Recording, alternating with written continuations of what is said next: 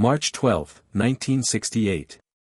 Near the A Shau Valley, South Vietnam. The helicopter had barely touched the landing zone when the screaming started. Dust exploded across the jungle clearing. Rotor blades chopped the humid air. American soldiers jumped from the Huey and rushed toward cover. Then something happened that made every man in the platoon freeze. A young private named Daniel Mercer raised his rifle. He wasn't aiming at the enemy. He was aiming at the helicopter. More specifically, at the door gunner. "Mercer! What the hell are you doing?" Sergeant Frank Hollis grabbed the barrel and shoved it downward. The helicopter lifted away. The gunner never noticed. Mercer's face had gone pale.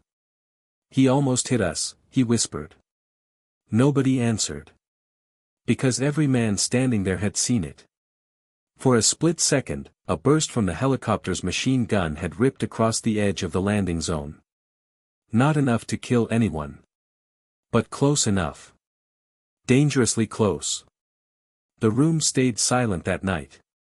The platoon sat beneath camouflage netting while rain hammered the jungle around them.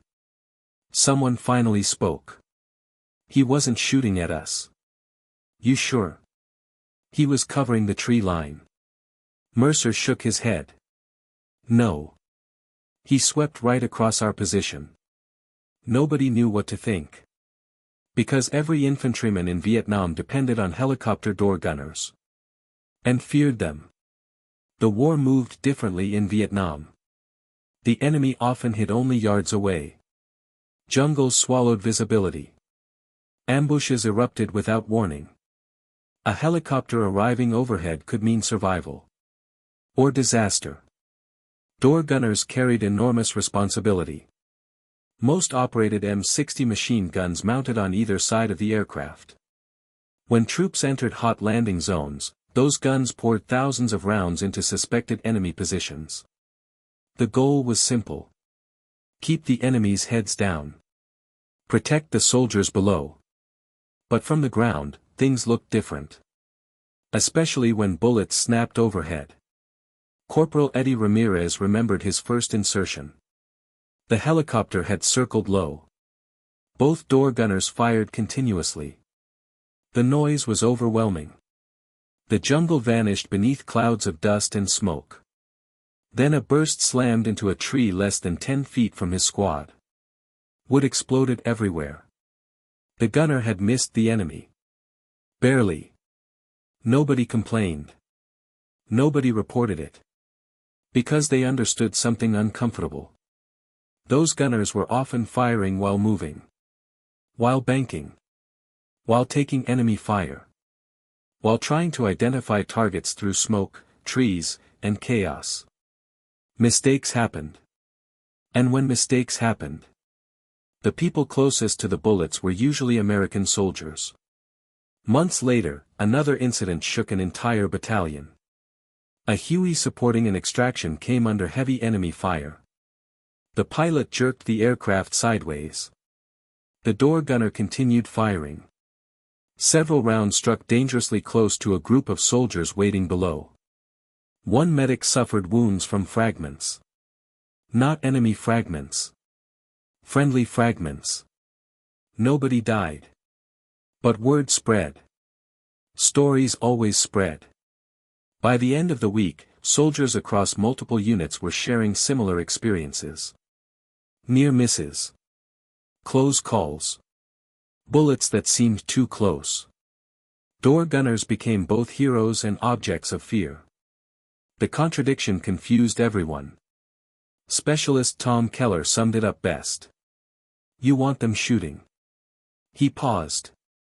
"But you don't want to be standing where they're shooting." The others laughed. Not because it was funny. Because it was true. As the war intensified, helicopters became symbols of American power.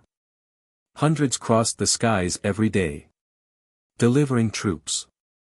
Evacuating wounded. Resupplying isolated positions. Supporting assaults. Without them, countless soldiers would have died. Yet every infantryman knew a hard reality.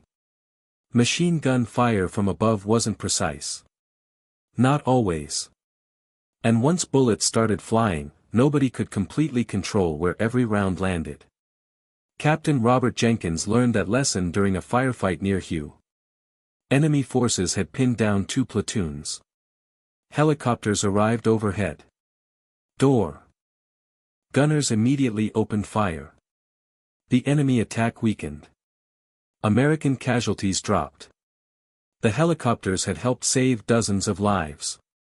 Then reports arrived. 1 soldier wounded. Possibly by friendly fire. Jenkins stared at the paperwork. The room went quiet. Nobody wanted to say it aloud.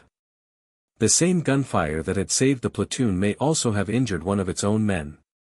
War rarely offered clean answers. Weeks later, another story emerged. This one spread even faster. A door gunner named Specialist Carl Benton landed at a remote firebase. As soldiers unloaded supplies, 1 infantryman approached him. "What are you doing up there?" Benton frowned. "What do you mean? How do you know you're not hitting us?" The question lingered. Benton looked exhausted. His uniform was soaked with sweat. Dark circles sat beneath his eyes. Finally, he answered. "Sometimes I don't." Nobody spoke. The honesty shocked them. Benton continued. "I know where the enemy should be." He looked toward the jungle. "I know where our people should be." Another pause. "And I pray those 2 places stay separate." The soldiers exchanged glances. For the first time, many understood what the gunners carried. They weren't reckless. They weren't careless. Most were terrified. Terrified of missing. Terrified of failing. Terrified of hitting the wrong target. Every burst required judgment. Every trigger pull carried consequences. The war ground on. More helicopters. More firefights. More stories. One afternoon, a young lieutenant named Michael Reeves arrived at a forward command post carrying a stack of reports. Near misses. Friendly fire concerns. Witness statements. Recommendations. The paperwork climbed higher. Company level. Battalion level. Brigade level. Eventually, senior commanders began paying attention. Not because door gunners were intentionally endangering troops. Because the growing tension threatened trust. And trust kept armies alive. If infantrymen feared supporting aircraft, coordination suffered. If helicopter crews hesitated to fire, soldiers below became vulnerable. Something had to be addressed. The reports continued upward. Months passed. Discussions moved through command channels. Training officers reviewed procedures. Pilots reviewed tactics. Machine gun crews reviewed firing arcs. The issue reached increasingly senior headquarters. Then one morning, word spread that General William Westmoreland's staff had reviewed concerns involving helicopter support and friendly fire incidents. The discussion wasn't about blame. It was about survival. The room remained tense. Veteran officers studied maps and casualty reports. Everyone understood the same truth. Helicopters were indispensable. But fear had become part of the equation. The challenge was finding balance. Training improved. Communication improved. Coordination improved. Yet fear never completely disappeared. Because fear came from experience. Experience came from reality. And reality in Vietnam was messy. A soldier could spend hours pinned down by enemy fire praying for helicopter support. Then spend the next 5 minutes hoping those same machine guns didn't drift too close. One evening near Da Nang, Sergeant Hollis sat beside Mercer again. The young private had matured. Months of combat had changed him. The rain fell softly outside. A helicopter passed overhead in the darkness. Mercer listened. Then he smiled. Remember when I almost pointed my rifle at that gunner? Hollis nodded. You were scared. I still am. Neither man laughed. Because honesty mattered.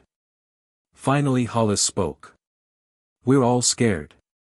The helicopter sound faded into the distance. For a while, neither man said anything.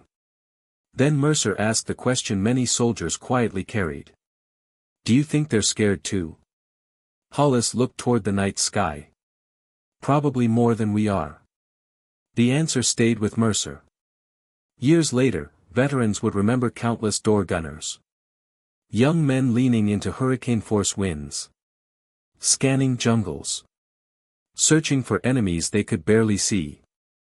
Making life-and-death decisions in seconds. Many saved lives. Many earned respect.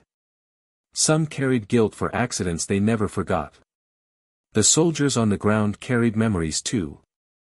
Not hatred. Not anger.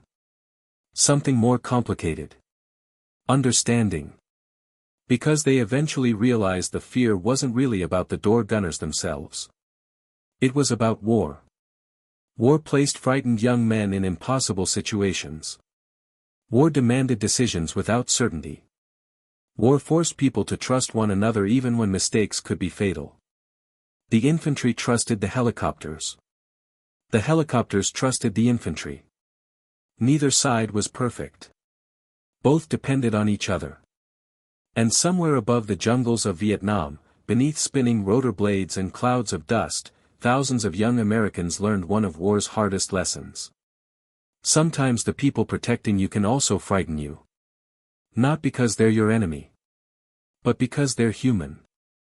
And in war, humanity is often the most complicated thing of all. What would you have done? Let us know in the comments below. And if you want more World War II stories where humanity, war, and difficult decisions collided, make sure to subscribe.